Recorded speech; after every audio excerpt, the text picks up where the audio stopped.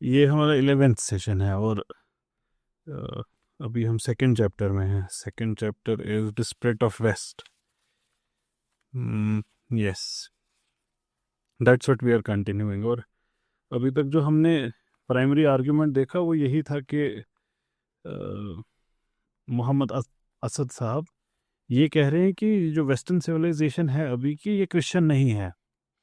और ये अपने टाइम में लिख रहे हैं, लेकिन इसका कंटेम्प्रेरी रेलेवेंस है। जो अभी राइट विंग का इमरजेंस है वेस्ट में, वो आर्ग्यू कर रहे हैं कि क्रिश्चियन है हमारी सिविलाइजेशन। तो उस सेंस में भी इम्पोर्टेंट है। पिछले सेशन में भी हमने इनका आर्ग्यूमेंट ही देखा कि ऐसा ही क्यों कह रहे हैं कि ये वेस्टर्न नहीं है। वो आर्ग्यूमेंट का एक और फैसेट ये आप प्रेजेंट करेंगे। तो आज भी हम इंशाल्लाह यही कंटिन्यू करेंगे कि वेस्टर्न सिविलाइजेशन क्रिश्चियन क्यों नहीं है और क्या है, जो भी ये है वो क्या है। इसमें ये बात कर रहे थे, last point that we upon which we left, वो था it is no more than a just appreciation of its value that European historians term that period of regeneration renaissance. Renaissance के पॉइंट पे हमने लास्ट टाइम छोड़ा था। अब ये जो ये रेनेसांस है, ये रिजुविनेटिंग करंट्स जो वहाँ पे हैं, ये जान आई कहाँ से इनके अंदर? ये नया क्या हुआ अचानक से? पहले तो आई वुड रेकमेंड, मौका मिले तो सोशल साइंसेज की बड़ी अमेजिंग सीरीज़ है मेरे यूट्यूब पे, और उसमें रिनेसांस पे कुछ लेक्चर्स हैं। तो उस पे एक अच्छी अंडरस्टैंडिंग डेवलप हो सकती है रिनेसांस का हिस्टोरिकल बैकग्राउंड। लेकिन उसके बावजूद ये जो बात कर रहे हैं, let's look at that as well. The question he is trying to address now is कि ये जो हुआ भी, ये कहाँ से हुआ, क्या हुआ ऐसा कि अचानक से जो कल तक खामोश थे, now they are producing all of this greatness. तो कहते हैं rejuvenating currents emanating from Islamic culture enabled the best minds of Europe to fight with new strength against the disasters supremacy of the Christian church. ये क्या था? ये rejuvenating currents, वापस से जिंदा करने वाली करंट आई कहाँ से थी? ये इस्लामिक कल्चर की थी। इस बात में कोई डिबेट नहीं है अब। पहले तो थोड़ा सा रिलक्टेंस के साथ ये एक्सेप्ट करना पड़ रहा था, लेकिन अब ये बाय एंड लार्ज एक्सेप्टेड है कि ऐसा ही हुआ। मुस्लिम वर्ल्ड की ही स्कॉलरशिप थी। अब इसमें one can feel proud about his legacy, इसमें भी कोई मसला नहीं है कि one should be aware about उसकी लीनिएज क्या है। लेकिन थे वो एंसेस्टर्स तुम्हारे ही, तुम क्या हो? हाथ पे हाथ धरे मुंतजरे फरदा हो। ये एक इम्पॉर्टेंट पॉइंट है। What has happen to modern Muslims is, ये बिरयानी खाएंगे, निहारी खाएंगे, पूरा मतलब बैठे हैं अच्छे से खा खा के ना, और फिर बोलेंगे हम लड़ते थे, एक बार हमने फतह किया खैबर का, हमने दरवाज़ा तोड़ दिया, हमने अल अक्सा को आज़ाद किया, हमने बहरे जुल्मात में दौड़ा दिए घोड़े हमने। अब अगर तुम घोड़े पे चढ़ोगे, घोड़ा चल ही नहीं पाएगा। अब अब तुम इतने मोटे हो गए हो खा खा के कि तुम्हें सिर्फ और सिर्फ मुस्लिम वर्ल्ड में क्या चाहिए? खाना चाहिए बस। They can not live a day without it. They can not, खाना इज़ अ वेरी अच्छा सिंबल जो मुस्लिम वर्ल्ड में यूज़ किया जाता है कि इसको सिर्फ खाने की पड़ी है। Otherwise the symbol goes deeper than that. That means कि यू आर लिविंग वो ग्लटन की लाइफ, जिसको कोई फ़र्क नहीं पड़ रहा दुनिया में क्या हो रहा है, एंड सिर्फ प्राउड फील करना है कि सुल्तान फातेह ने किया था कब्जा। अच्छा, आप क्या कर रहे हो? आप आप अपनी नींद पता नहीं कर पा रहे ढंग से। तो one must be aware of the great things. इसकी इसकी क्या यूटिलिटी है to look at these things that have been done in the past? इसकी अपनी यूटिलिटी है। इट्स इम्पॉर्टेंट कि हम इन चीज़ों के बारे में सोचें। The question in front of us is what is a nation? I remember Shariq को बहुत पहले, जब मैंने पहली पहली बार पढ़ाना शुरू किया था, and this was the question I started with, what's the nation? Shariq ने जितना भी अपना क्या लॉ मिनिस्टर तो थे ही ये। तो शारिक साहब ने अपने जितना भी इल्म था इन्होंने लगाया। तो फिर मैंने इनसे कहा कि अपनी किताब ढंग से पढ़ना फिर से। और उसमें एक बॉक्स है जिसमें अर्नेस्ट रेनन की डेफिनेशन है। Ernest Renan kind of got it right कि व्हाट इज ए नेशन।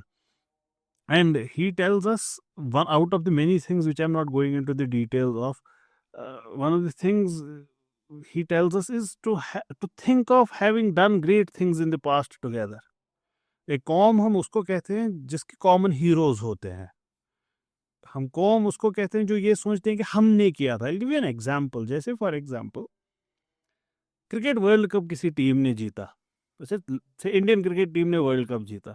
ये वर्ल्ड कप जीता किसने असली में? ये वर्ल्ड कप जीता रोहित शर्मा ने, विराट कोहली ने, जो भी टीम में होंगे, I am running short of names, Bumrah ने एंड अदर 7-8 प्लेयर्स जो भी है.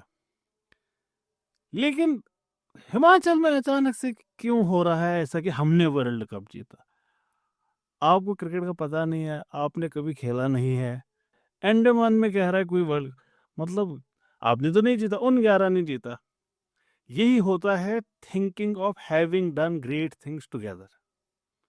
ये एक कौम को कौम बनाता है. जैसे फॉर एग्जांपल AR रहमान ने जीता ऑस्कर. अरे ऑस्कर तो उसने जीता, तुम क्यों खुश हो रहे हो? तुमने क्या किया? नहीं, when it's the feeling of nation, it is us who won the Oscar.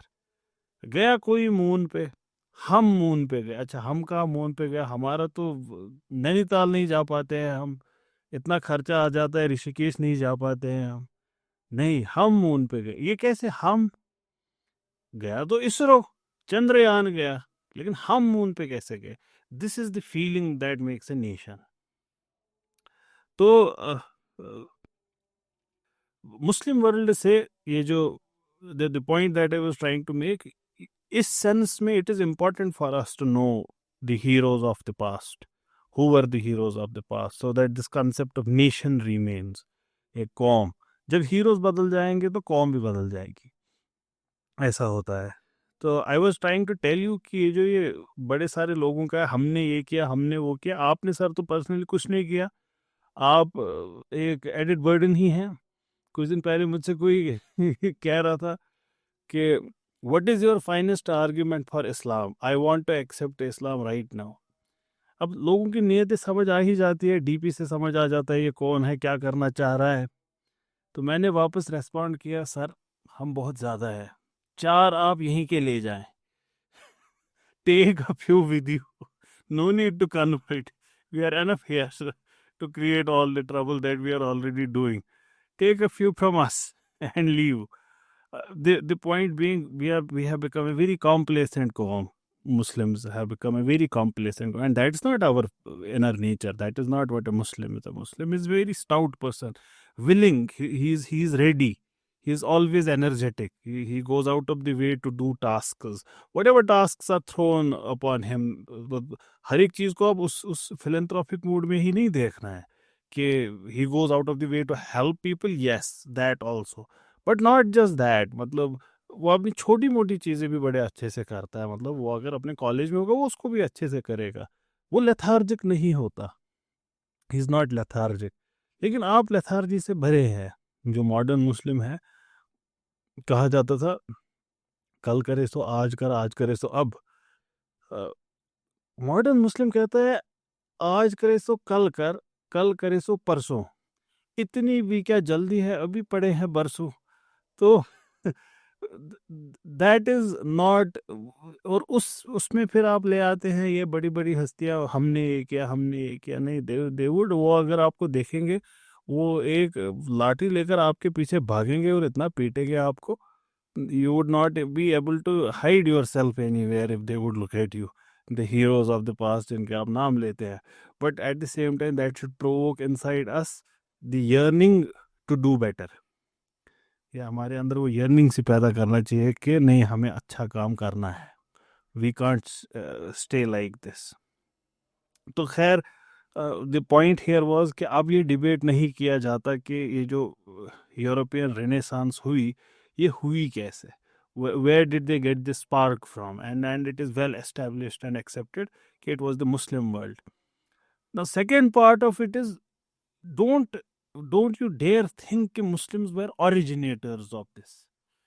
ये भी है ना एक और कि हमने किया. वंस अगेन तुमने तो नहीं किया, अब जिनने किया उनका भी जब अगर पर्सपेक्टिव देखेंगे ना, यू हैव टू अंडरस्टैंड ये जो इल्म है ना, ये विरासत सबकी है।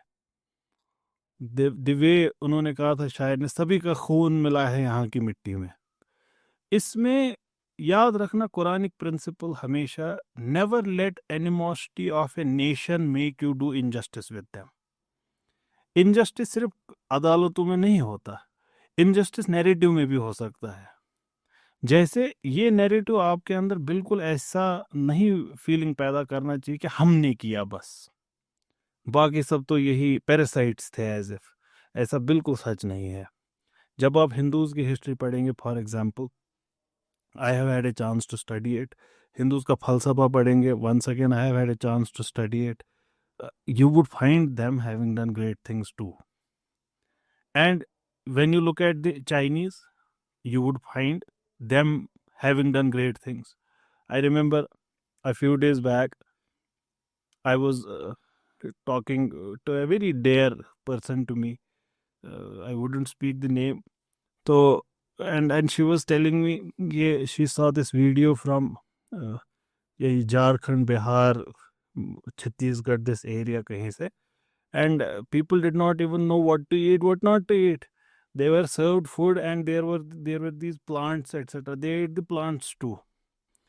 And how backward these people and are, or all of those things. I was very silent जब मैंने ये बात सुनी, बड़ा खामोश हो गया।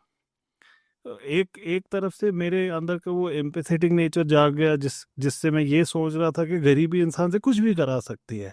मेरे दिमाग में एक चीज़ आई, वो घास की रोटियां बना रहे थे। That was an incident that took place in Chhattisgarh और Jharkhand. They did not have anything to eat and then they would make this घास से खाना। एंड जब गरीबी इतना हिट करेगी तो that would happen, and there is lot of poverty in Jharkhand, Bihar, and Chhattisgarh, and we live in our posh little houses and we think कि यही स्टैंडर्ड है लाइफ का हर जगह, नॉट नोइंग कि हमारे टेबल पे जो खाना आता है कितने आराम से आता है। We have the luxury of choosing, for example, और हम बड़े आराम से कहते हैं ना, I would have pizza today, and शुक्र अल्लाह का we can effort, but that's not true for others. They would have whatever is in front of them. But at the same time, वो साइलेंस थी, ये मेरे दिमाग में चल रहा है, मैंने कुछ बोला नहीं। when I heard what the person was saying, I was just खामोश, और ये मेरे दिमाग में चल रहा है। But I had to respond. The urge to respond is always there. तो कुछ देर बाद मैंने, लिरिक्स तो पूरे मुझे याद नहीं थे, तो मैंने फ़ोन पे सर्च किया, वो चोला माटी के राम, एक का भरोसा चोला माटी के रे। तो मैंने वो उनके सामने पढ़ा, थोड़ा सा गुनगुना के ही, जो उसकी एक्चुअल है मैंने सुनी है, और जो सुनने वाला था वो भी समझ गए थोड़ा बहुत कि इसमें क्या बोला गया, कि द्रोणा जैसे वीर चले गए, कर्ण जैसे दानी, रावण जैसे अभिमानी, तो एक दिन आई सबकी बारी चोला माटी के रे। तो वो समझ गए, and it was a classic response from Jharkhand. ये ऐसे वही बोल रहे थे। तो the thing I was trying to tell the person was कि if you think these people are backward, then this thought could not have come out of them.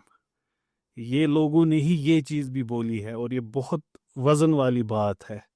So and बात भी बड़ी सटीक थी कि हम अभी ऐसे हैं, एक बार मगध हुआ करता था, तो वो भी मौर्यंस अगर अभी होते तो कहते बहरे जुल्मात में दौड़ा दिए घोड़े हमने। कभी कभी हमने भी इंडस तक अपने घोड़े दौड़ाए हैं। तो एक दिन आई सबकी बारी। So one has to understand ये वाला एस्पेक्ट भी इस चीज़ का। And then I was trying to tell you कि इसमें सबका कंट्रीब्यूशन है, इस सारे इल्म में सबका कंट्रीब्यूशन है, ये किसी एक का नहीं है। जैसे फॉर एग्जांपल जब हम मुस्लिम स्कॉलरशिप को डेवलप होता देखते हैं ना, one of the fascinating thing we see about Muslims is कि these people kind of suck knowledge out of other people. ये मुझे शेक्सपियर के हैमलेट में शायद ये लाइन है, give the thoughts no tongue, that was Muslim. सिर्फ लोगों की बातें सुनना. हिंदुस्तान आए तो हमको अब उपनिषद पढ़ना है, हमको इनका सारा इल्म पढ़ना है, ग्रीक की किताबें पढ़ रहे हैं, ये सब कर रहे हैं. And many of these text survive because Muslims translated them. Why would you translate? What does the translation serve? You translate it so that your people can understand it. That was the purpose. Muslim scholars took great pains in understanding people. अल-बुरूनी की India इस वक्त भी किताब अल हिंद इस वक्त भी consider की जाती है one of the standard texts of Indian history. Amazing book the person has written, and what pains he goes into taking knowledge from them. So Muslims did that everywhere, wherever they went, they would take knowledge. तो जो फ़लसफ़ा मुसलमानों ने develop किया वो कोई rudimentary फ़लसफ़ा नहीं है, लेकिन वो आउट ऑफ नोवेयर नहीं आया. They developed philosophies that were existing in front of them. They worked on them. तो उस सेंस में always consider knowledge to be collective मीरास of everyone. इस पे किसी का कब्जा नहीं है, ये किसी एक की क्रिएशन नहीं है. और मुस्लिम का एटीट्यूड क्या होना चाहिए नॉलेज के साथ? हिंदूज का नॉलेज हो, क्रिश्चियंस का नॉलेज हो, ज्यूज का हो, सिख्स का हो, चाइनीज का हो, वियतनामीज का हो, रशियंस का हो, अफ्रीकन्स का हो. हमारा attitude to knowledge is summed by हदीस बाय प्रॉफिट सल्लल्लाहु अलैहि वसल्लम. हुजूर ने फरमाया कि knowledge is the lost stead of a believer. He has rights over it wherever he finds it. I would try to translate it. वो कह रहे हैं कि ये जो रेगिस्तान में चलने के लिए आपको चाहिए होता है ना कैमल, अब उस जमाने में कैमल या घोड़ा आपकी जो सवारी है, knowledge is the lost vehicle of a believer. रेगिस्तान में खोई हुई आपकी सवारी है, वो उसको दबोच लो, उसको पकड़ लो जहां पे भी मिले. अब इसमें हुजूर सल्लल्लाहु अलैहि वसल्लम की बहुत ख़ास बात यह है आउट ऑफ मैनी कि वो बहुत सटीक बात करते हैं, और बात को अगर उसकी तशरीह फिर करें, एक एक बात पे आप मतलब सैकड़ों बातें करें तब भी उसका शायद सरफेस ही आप स्क्रैच कर रहे हो. इसको ज़रा समझिए, ये क्या है. तब नॉलेज का मतलब क्या है? लॉस्ट स्टीड है, ये आपकी सवारी है. दैट मीन्स दुनिया में चलने के लिए आपको इल्म चाहिए, क्योंकि रेगिस्तान में चलने के लिए आपको कैमल चाहिए, तो दुनिया में चलने के लिए आपको इल्म चाहिए. जिसके पास जिसका खो गया, ये जिसकी सवारी रेगिस्तान में खो गई, उसका क्या होगा? उसकी मौत हो जाएगी, वो कुछ नहीं कर सकता. He is gone. दुनिया में जिसके पास इल्म नहीं रहा, that person is gone. So the prophet's statement is amazing कि it is your lost steed and you have rights over it wherever you find it. कि इसमें ये नहीं सोचना फिर अच्छा मेरा वाला तो थोड़ा उस वक्त जिस वक्त खो गया था वो तो ज़्यादा गोरा था, ज़्यादा टॉल था. No, wherever you find it पकड़ लो इसको. तो that's what the prophet said sallallahu alaihi wasallam, and that is what our attitude towards knowledge should be. Wherever we find it, in whatever way we find it. तो ये जो culture था, जब ये सही में प्रैक्टिस किया गया होगा, कितना ग्रेट इल्म इसने खुद प्रोड्यूस किया होगा. यही ग्रेट इल्म के टच में आए western scholars earlier.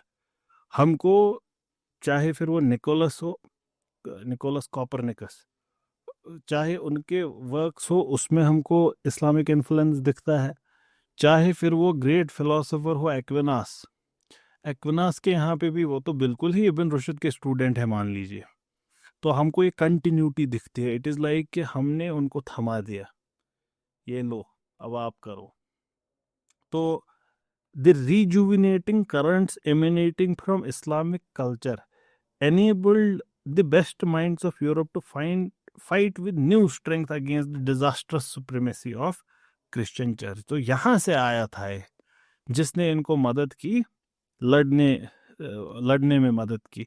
Against the supremacy of Christian church. Supremacy of Christian church से मुराद यहाँ पे है कि उनने जो इल्म को ये दबोच के रखा था और उसको प्रोग्रेस नहीं होने दे रहे थे, उस पे इसने काइंड ऑफ कंट्रोल हासिल किया। पहले तो in the beginning this contest had the outward appearance of reform movements. अच्छा, मैं आपको एक बड़ी अमेजिंग बात बताऊं। When I was studying, preparing for this lecture, तो मैंने ये सेक्शन पढ़ा इस किताब का। तो आपने मेरा culture, religion, modern Muslim man अगर पढ़ा हो, उसमें मैं आर्ग्यू करता हूँ कि first culture goes and then religion goes. ऐसे ही होता है हर जगह। तो उसके मैं बड़ी सारी एविडेंसेस देता रहता हूँ डिफरेंट लेक्चर्स में, कभी ऐसे गुफ्तगू कर रहे होते हैं तो देता रहता हूँ। ये उसका हिस्टोरिकल एग्जाम्पल है। इनफैक्ट मैं हैरान हो गया, कहीं कहीं पे असद साहब ने वोकेबलरी भी वैसी ही यूज़ की है जैसी मैं करता हूँ। Not that he is copying from me, he is no more. पता चला असद साहब भी सूखा के लेक्चर सुनते हैं, बट दैट्स नॉट पॉसिबल। बहुत पहले लिखा है इन्होंने अपना काम। लेकिन इसमें आपको हिंट्स मिलेंगे उस बात की कि मुसलमानों की जो सकाफत है, कल्चर है, जब वो चला जाएगा उसके बाद उनका दीन चला जाएगा। इनफैक्ट वही हो रहा है, दीन भी जा रहा है अब धीरे धीरे, because culture is lost. Now look at what he is saying. In the beginning ये कंटेक्स्ट सिर्फ एक आउटवर्ड अपीयरेंस रख रहा था रिफॉर्म मूवमेंट्स की। ये हमारे यहाँ भी ऐसे ही होगा कि पहले क्या करेंगे, पहले सिर्फ रिफॉर्म मूवमेंट्स होंगे। जो किस चीज़ को रिफॉर्म करने करेंगे, मजहब को नहीं, उसकी आउटवर्ड अपीयरेंस को। That is culture. कि हमारे कल्चर में ये प्रॉब्लम है, इस्लाम ने थोड़ी ऐसा किया था, ये तो हमने किया ऐसा। तो वो सिर्फ आउटवर्ड रिफॉर्म कर। अब देखो इसकी हिस्टोरिकल एग्जांपल दे रहे हैं ये, कि पहले पहले क्या हुआ यहाँ पे, पहले सिर्फ आउटवर्ड अपीयरेंस थी रिफॉर्म मूवमेंट्स की, और ये तमाम जगह ऑलमोस्ट साइमल्टेनियसली उठी इन डिफरेंट यूरोपियन कंट्रीज। और क्या था, in different European countries with the object of adopting the Christian way of thinking to the new exigencies of life। कि क्या ये जो नई एग्जिजेंसीज है लाइफ की, इसके साथ हमारा जो ये रुझान है दुनिया को देखने का, ये जस्टिस नहीं कर पा रहा है, तो हमको बदलना पड़ेगा खुद को। तो रिफॉर्म मूवमेंट शुरू हो गए। ये रिफॉर्म मूवमेंट मोहम्मद असद साहब कह रहे हैं कि ये ठीक थे, अगर इनको अपने पर्सपेक्टिव से देखें, इन their own way they were all right. और अगर वो सही में स्पिरिचुअल सेंस में कामयाब हो जाते, तब शायद बात बेहतर होती। रिलीजन और साइंस के बीच में जो बाद में हमको तजाद दिखता है, वो भी नहीं उठा होता। Why is he saying so? I think what he is trying to hint towards is, ये जितने रिफॉर्म मूवमेंट्स होते हैं ना, हर जगह हमारे यहाँ पे भी जो है, ये अच्छी नीयत से ही उठते हैं। लोग जो करना चाह रहे होते हैं ना, ये ओवर एक्साइटेड लोग, इशराक इनिशिएटिव, सुल्काक, ये नीयत अच्छी ही होती है हमेशा। नहीं, सच कह रहा हूँ मैं। We people whenever we try to, हमें मदद करनी है, दिल में बड़ी नीयत अच्छी होती है। हर जगह यही होगा। जैसे फॉर एग्जांपल ऐसा थोड़ी है, फॉर एग्जांपल पाकिस्तान में जावेद अहमद गामदी साहब है, साहिल अदीम है, या वो इंजीनियर मिर्ज़ा है। हमारे यहाँ पे भी एक बड़ी फौज है। हर जगह ऐसे लोग होते हैं। आपको लगता है घर से निकले, रुको आज मैं तबाह करता हूँ पूरी मुस्लिम सिविलाइजेशन को? नहीं, ऐसा नहीं होता है। इनके डिनर टॉक्स ये नहीं होते कि वाइफ और हस्बैंड बैठे और वो कहते हैं कि अच्छा आज मैंने इतने इस्लाम को बर्बाद किया। नहीं, सब अच्छी नीयत से ही निकलते हैं। खुलूस ही होता है, दिल बहुत बड़ा होता है, चाहते हैं कि मदद करे, दर्द ही होता है दिल में, तभी जाके वो अपना टाइम इस सारी चीज़ में देते हैं इनिशियली। लेकिन you can't impart spirituality if it does not exist in you। water flows from higher potential energy, जहाँ पे उसकी होगी वहां से लोअर। हीट फ्लोज फ्रॉम ज्यादा गर्मी टू कम गर्मी। इल्म फ्लोज फ्रॉम हायर इल्म टू लोअर इल्म। मतलब अब कम इल्म वाला थोड़ी बड़े इल्म वाले को पढ़ाएगा, ज्यादा इल्म वाला कम इल्म वाले को पढ़ाएगा। हर जगह यही लॉ है। हीट भी ज्यादा गर्मी से कम गर्मी की तरफ जाएगी। पोटेंशियल डिफरेंस ज़रूरी है करंट के फ्लो होने के लिए। हर जगह ऐसा ही है, ये उसूल है कुदरत का, कायनात का उसूल यही है। इसमें भी उसूल यही है। रूहानियत कहाँ से कहाँ की तरफ जाएगी? जहाँ ज़्यादा होगी और जहाँ कम होगी, ज़्यादा होने से कम की तरफ जाएगी। People like this. लोगों के अंदर ये खुद ही इस चीज़ की कमी होती है, और इसकी वजह से वो डिसर्निंग आई ही नहीं रख पाते हैं जिससे वो देख सके कि मामला असली में गड़बड़ कहाँ पे है। ये बड़ा इंटरेस्टिंग है। इसके लिए लफ्ज है, हमने सुना होगा फुकहा, फकीह, जो फिक बोल सके। फिक मतलब तौर तरीका किसी चीज को करने का। ये कौन बोलेगा कि फिक क्या है? फकीह। फकीह की लिटरल मीनिंग अमेजिंग है। ये किसके लिए यूज किया जाता था? ये वर्ड यूज किया जाता था जो बहुत सारी शीप आपके सामने है, भेड़ बकरियां सामने है, जो उसमें से दूर से पहचान सके प्रेग्नेंट कौन है। प्रेग्नेंट शीप को पहचानने वाला, that means who can see the hidden, that is फकीह। So we need people who have spiritual discerning, जो डेप्थ में जाके देख सके, अंदर जाके देख सके चीज कहना क्या चाहती थी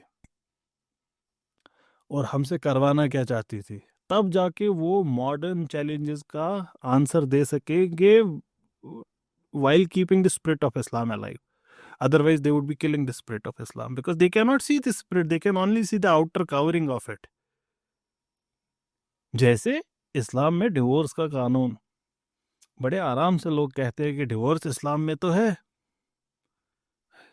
इसमें क्या कोई शक है? मतलब कोई अब अचानक से मुसलमान आए जो कहेगा नऊजुबिल्लाह सूरह ये तलाक कुरान का हिस्सा नहीं है। अरे नाम ही है एक चैप्टर का सूरह तलाक, लेकिन कभी मुसलमानों ने इस चीज का ढिंडोरा नहीं पीटा है तलाक करो तलाक करो। Never, never in our history have we done it. लेकिन जो डिसर्निंग आई नहीं रखेगा और इस चीज की नवीयत नहीं समझ पाएगा कि ये मैरिज कितना सैंक्टिटी रखता है और तलाक कितना डिस्करेज किया गया है और ये कितना बड़ा एक्ट है, वो इसको मजाक में इस वर्ड को यूज नहीं करेगा। जिसकी भी वो डिसर्निंग आई होगी, लेकिन जिसकी डिसर्निंग आई नहीं होगी वो क्या बोलेगा? उसके पास अगर सजेशन के लिए भी कोई जाए, लड़की या लड़का, my husband did this today या my wife did this today, वो क्या बोलेगा? तलाक तो इस्लाम में तरीका बताया गया है, उसको फॉलो करो, बिल्कुल सुन्नत तरीका तलाक का। सुन्नत तरीका होता है तलाक का। कितने तलाक किए हुजूर सल्लल्लाहु अलैहि वसल्लम ने? इतना ही सुन्नत फॉलो कर दी थी, कितने किए उन्होंने? You wouldn't be able to name one, क्योंकि किया ही नहीं। तो you see discerning eye is very important for a फकीह। वही हमको बता सकते हैं ये न्यू एग्जिजेंसीज ऑफ लाइफ के सामने हमने क्या करना है। तो अब जब ये रिफॉर्म मूवमेंट्स होते हैं, ये किन के किए गए होते हैं? University taught students who lack discerning eye, and not just discerning eye, that means they are not spiritually unsound, they are academically unsound as well. मतलब बर्बाद गुलिस्ता करने को बस एक ही उल्लू काफी था। हर शाख पे उल्लू बैठा है, अंजाम गुलिस्ता क्या होगा? The problem I am trying to hint towards is कि स्पिरिचुअल सेंस तो चलो रहने दो अब 2 मिनट के लिए, कम से कम मैथ्स ही अच्छा आता, ग्रामर पे ही होल्ड होता, कम से कम यही बता पाते कि इसका मतलब क्या होता है a+b²। ये भी नहीं है। और क्या इसका कोई रेलेवेंस नहीं है? इसका बहुत रेलेवेंस है। जब तक आपको मीन, मीडियन और मोड में फर्क नहीं समझ आता, तब तक आप क्या करेंगे स्टैटिस्टिक्स का? आप कौन सा डेटा कोड करेंगे? आपको पता ही नहीं है डेटा कौन सा कोड करना चाहिए, आपको पता ही नहीं है डेटा क्या कह रहा है, आपको एक अच्छा क्वेश्चनियर बनाना नहीं आता है, आप क्या रिसर्च करेंगे? You can not do research, you can not. आपका ग्रामर पे होल्ड नहीं है, आपका लॉजिक पे होल्ड नहीं है, आपका रेटरिक पे होल्ड नहीं है। आप देखिए कितने सारे बच्चे हमारे, और this is not something I am telling you, people have written about it. James मर्सल का अमेजिंग पेपर है वो, स्कूल्स है फेल्ड पे, स्कूल्स का फेलियर। मैंने भी इस पे पूरी एक सीरीज की है जो यूट्यूब पे है, लगभग 12-13 लेक्चर्स। एसर की रिपोर्ट आती है, annual state of education report Hindustan में, कि 8वीं के बच्चे सेकंड स्टैंडर्ड का टेक्स्ट नहीं पढ़ पाते। हम सब ने, जिन्होंने एनसीईआरटी सीबीएसई पढ़ा है, हमने नहीं पढ़ा है Amreen, a thing of beauty is Joy for ever and it would never pass into nothingness. जरा मुझे एक बच्चा दिखाओ 10वीं का 12वीं का जो बताए इसका मीनिंग क्या है। पास तो सबने किया है, everyone has passed this, but no one can answer this question. History, for example, history is a ghost for our students. They don't understand why they are studying it.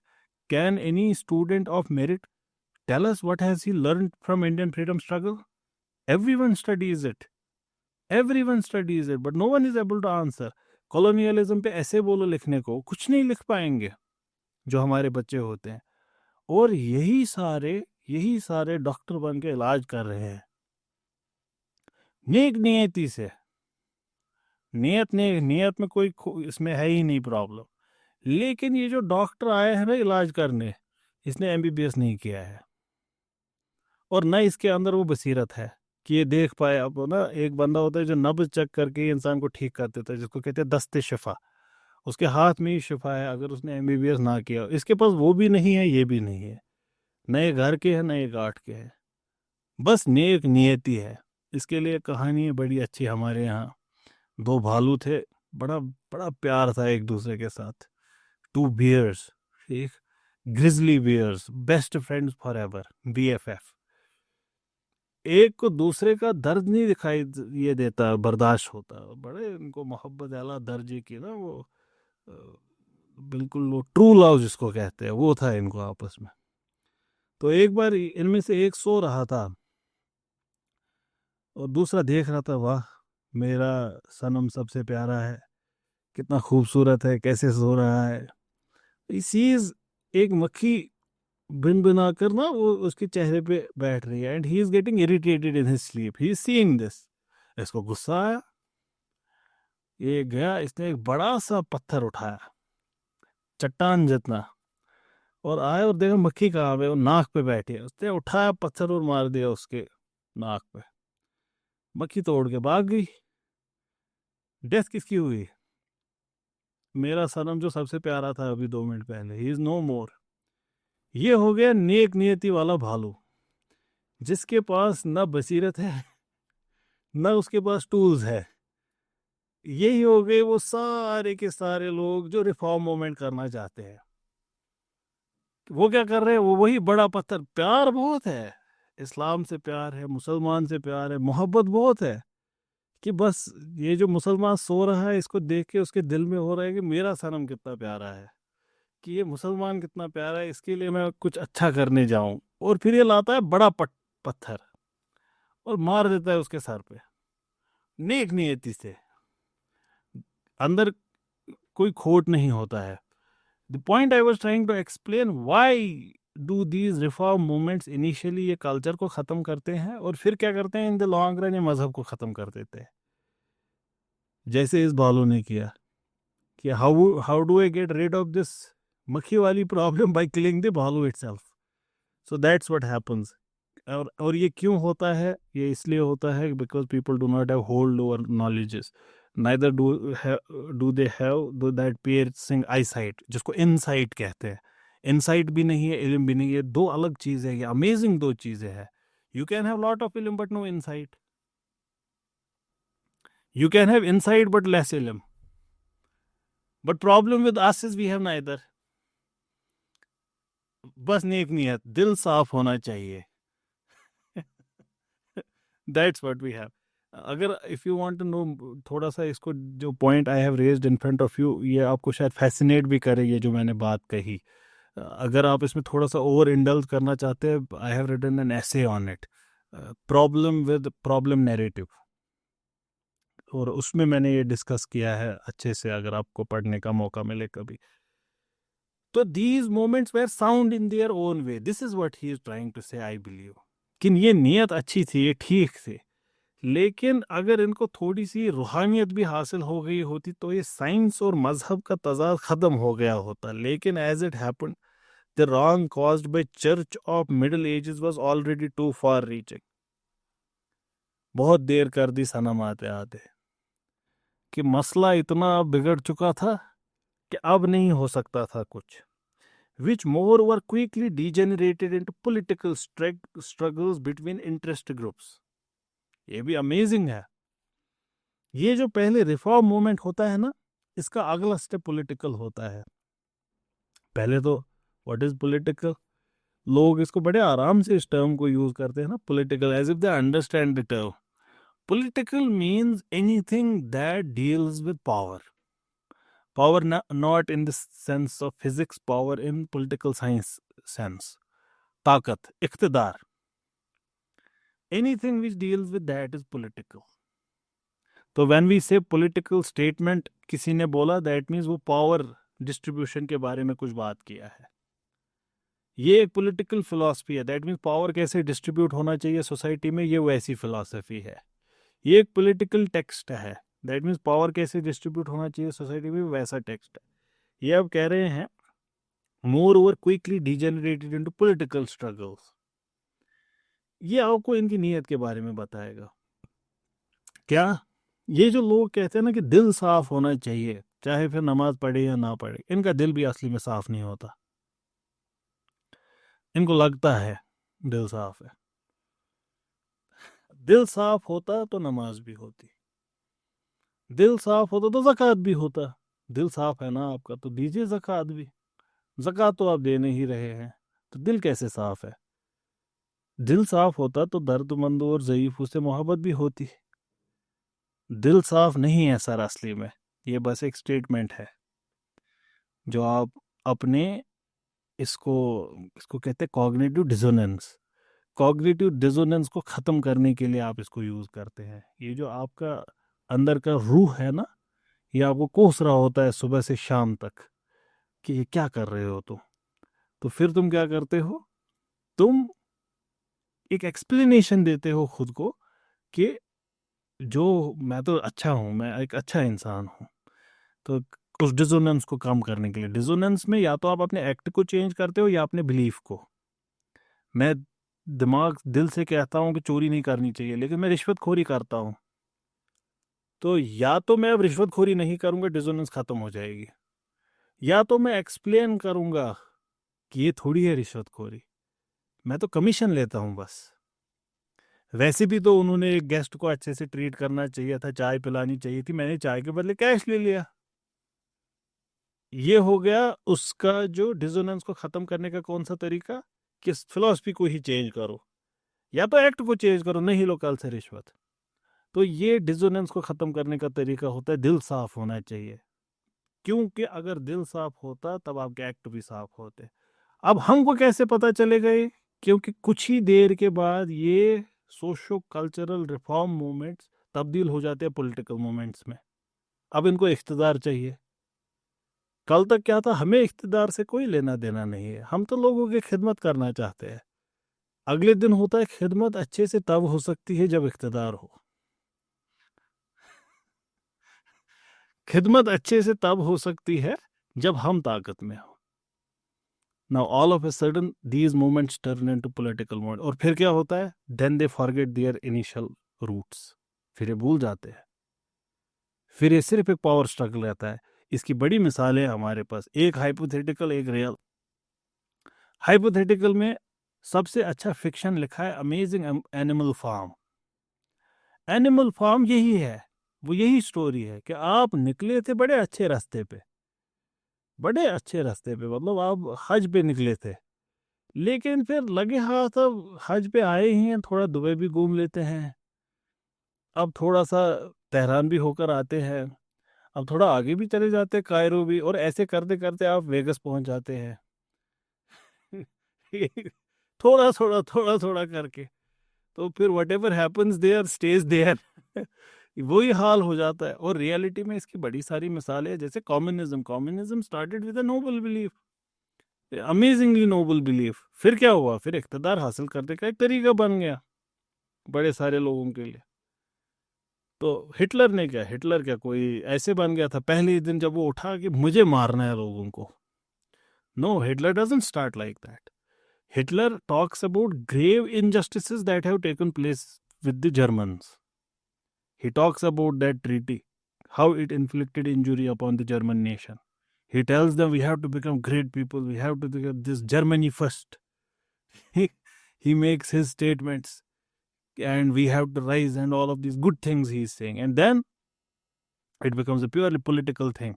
And that makes him do grave injustice to a lot of people around him, including his own nation. So these quickly degenerated into political struggles between interested groups, जो अपने फलसफे के लिए, अब हक के लिए नहीं है, उनको अपने फलसफे का गलबा चाहिए. Instead of being truly reformed, Christianity was merely driven into defense and gradually forced to adopt an apologetic attitude. कि हाँ भाई तुम ही सही हो, कोई और आएगा तुम भी सही हो, कोई और आएगा बिल्कुल तुम भी सही हो। जो चर्च था, चाहे फिर वो कैथोलिक हो या प्रोटेस्टेंट हो, it did not really give up any of its mental acrobatics. इसके इनकॉम्प्रिहेंसिबल डॉगमास कोई भी नहीं खत्म हुआ। इसका जो वर्ल्ड से नफरत था वो कभी खत्म नहीं हुआ। और फिर ऐसी आइडियोलॉजीज जिन्होंने ऑप्रेस किया मासेस को, उनके लिए इन्होंने अनस्क्रूपलस सपोर्ट दिखाया। It merely tried to gloss over these grave feelings and to explain them away by means of hollow assertions. No wonder, therefore, that as the decades and centuries advanced, मजहब का public discourse से गिरफ्त धीरे धीरे खत्म होने लगा। 18वीं सदी तक आते आते church was definitely swept overboard by the French Revolution. French Revolution then is not the beginning of something new. It is death of something old. इसने उसको पूरी तरह से ही ख़त्म कर दिया फ्रेंच रेवोल्यूशन ने। और फिर जो उसके कल्चरल कॉन्सिक्वेंसेस थे फ्रेंच रेवोल्यूशन से, उसने इसको बाकी कौमों में भी मशहूर कर दिया और इस मौत को मुकम्मल कर दिया पूरे यूरोप में। Will stop here, will continue this next time इंशाल्लाह।